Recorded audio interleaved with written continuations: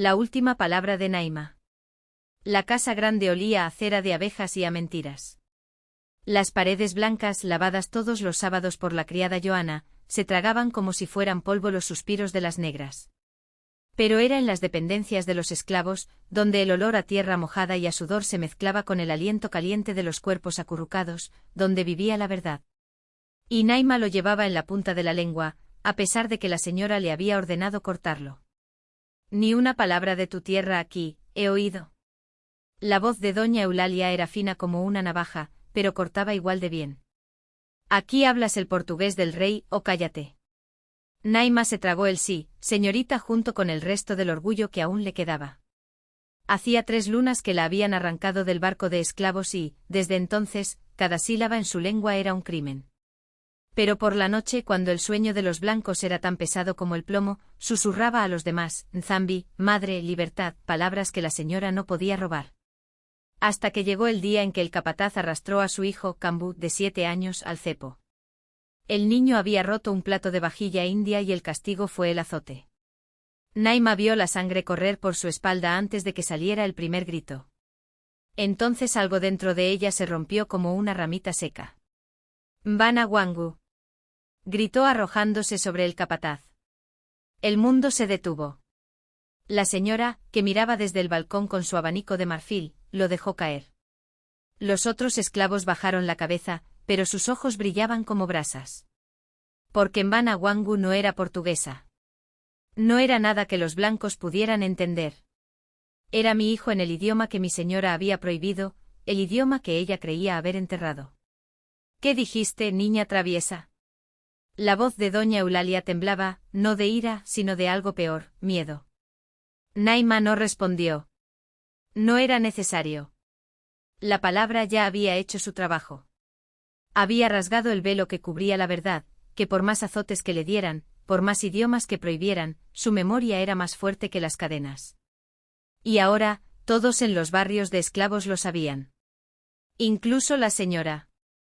Esa noche, mientras el viento aullaba a través de las grietas de las dependencias de los esclavos, Naima escuchó pasos ligeros afuera.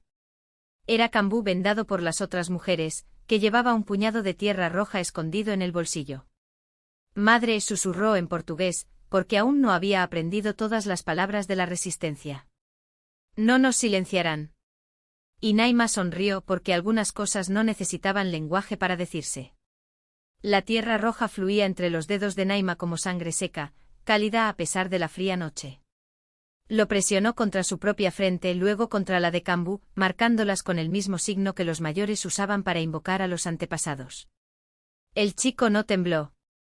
Sus ojos, oscuros como pozos sin fondo, reflejaban el tenue resplandor de las brasas que aún permanecían en el centro de las dependencias de los esclavos. La tierra recuerda, murmuró Naima, pasando sus dedos por el rostro de su hijo. Incluso cuando lo olvidamos, ella lo conserva. Afuera, los ladridos de los perros de caza se mezclaban con el sonido de los grillos. Alguien lo había oído. Alguien siempre escuchaba. Pero esta vez no importó. Las palabras de Naima ya se habían extendido como la pólvora, quemando la mentira de que eran solo cuerpos, solo manos para trabajar. Ahora, incluso los más destrozados en los barrios de esclavos levantaban la cabeza cuando ella pasaba, como si su silencio fuera una orden. Doña Eulalia no volvió a llamarla traviesa. En cambio, ordenó al supervisor que redujera las raciones a la mitad y encerrara a Naima en el cepo al sol del mediodía. Pero cuando los hombres vinieron a buscarla, solo encontraron el collar de cuentas azules que había dejado colgado del clavo de la puerta, el mismo que le había regalado su madre antes del barco, el mismo que contenía el olor del mar. Cambú no lloró. Sabía dónde estaba su madre, en el bosque con los demás que también habían decidido que morir de pie era mejor que vivir de rodillas. Esa misma noche, mientras la luna cortaba el cielo como una guadaña, el primer grito resonó en las plantaciones. No fue por el dolor. Fue la guerra. Y cuando las antorchas comenzaron a quemar los cañaverales, iluminando los rostros pintados de rojo, doña Eulalia comprendió, demasiado tarde, que algunas palabras no son solo palabras. Se llaman. Y los ancestros siempre responden. La tierra tembló antes del primer golpe. No era el temblor de los pies de los esclavos que escapaban, sino algo más antiguo, como si la memoria del suelo mismo se rebelara contra el peso de las cadenas. Kambu Agak. De pie entre los matorrales de hierba gorda, olió el olor a tierra húmeda y sangre seca, el mismo olor que impregnaba los sueños de su madre cuando hablaba de los orixás que caminaban entre los vivos. Los hombres de la casa grande entraron corriendo con escopetas, pero las balas no dieron en el blanco.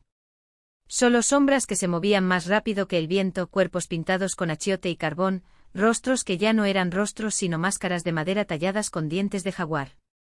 Doña Eulalia, de rodillas en medio del patio, vio sus manos arrugadas temblar no de miedo, sino de reconocimiento. Esos rostros, esas voces, las había oído antes, en los suspiros de los esclavos por las noches, en las canciones que ella creía que eran solo lamentos.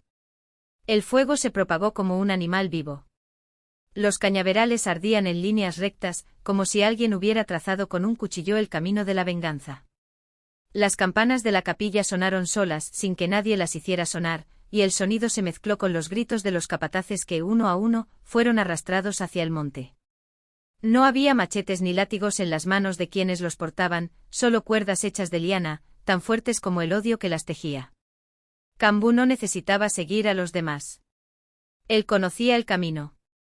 El camino que su madre le había enseñado no estaba hecho de tierra, sino de memoria, el lugar donde los ríos se curvaban como serpientes dormidas, donde las piedras tenían marcas de manos que no eran humanas.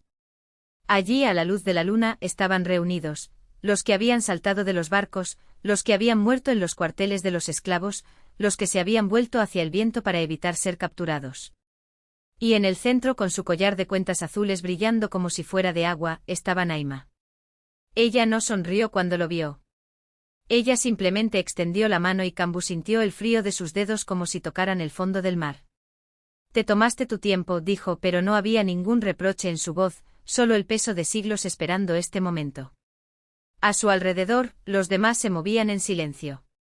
Algunos todavía llevaban las marcas de los azotes en la espalda, otros tenían los pies deformados por las cadenas.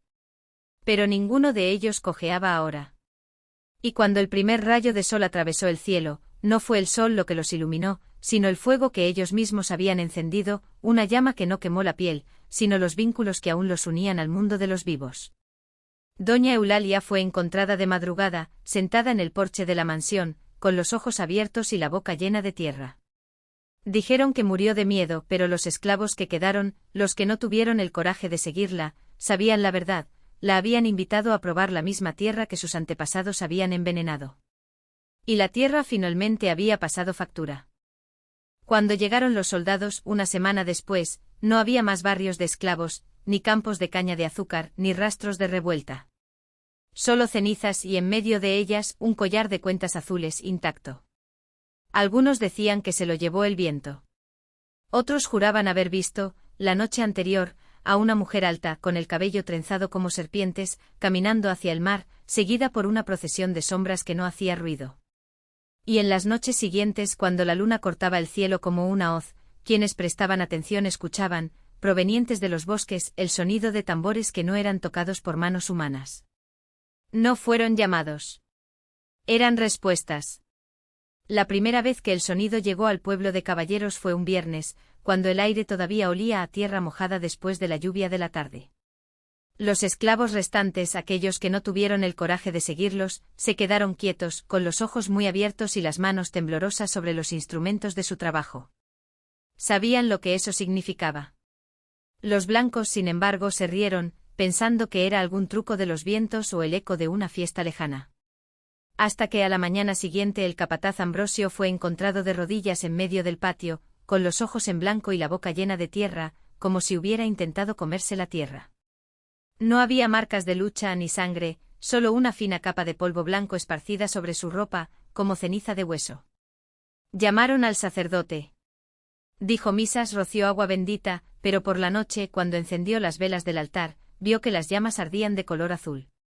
Al día siguiente la hija menor del coronel enfermó sin motivo alguno. Soñó con una mujer de piel oscura que le ofrecía un cáliz lleno de un líquido negro. Bebe, dijo la voz, y nunca más tendrás sed. La niña se despertó gritando con las uñas clavándose en la garganta, como si quisiera arrancarse algo de los dientes. Ro. Los médicos la sangraron, le dieron purgantes, pero al tercer día murió, y cuando lavaron su cuerpo para el velorio, encontraron debajo de su lengua una pequeña semilla negra, dura como una piedra. Fue entonces cuando empezaron a huir. Primero los sirvientes, luego los capataces, hasta que solo quedaron el coronel y su esposa, encerrados en la casa grande, con las ventanas selladas con cruces de madera. Pero las cruces no sirvieron de nada. En las primeras horas de la mañana, mientras la señora rezaba el rosario, escuchó pasos en el pasillo. No eran pasos humanos, eran muchos, ligeros, como si una multitud de pies descalzos arrastraran el suelo. Cuando abrió la puerta, no había nadie. Solo el olor a hojas quemadas y, en medio de la habitación, el collar de cuentas azules que los soldados habían descrito. Intacto.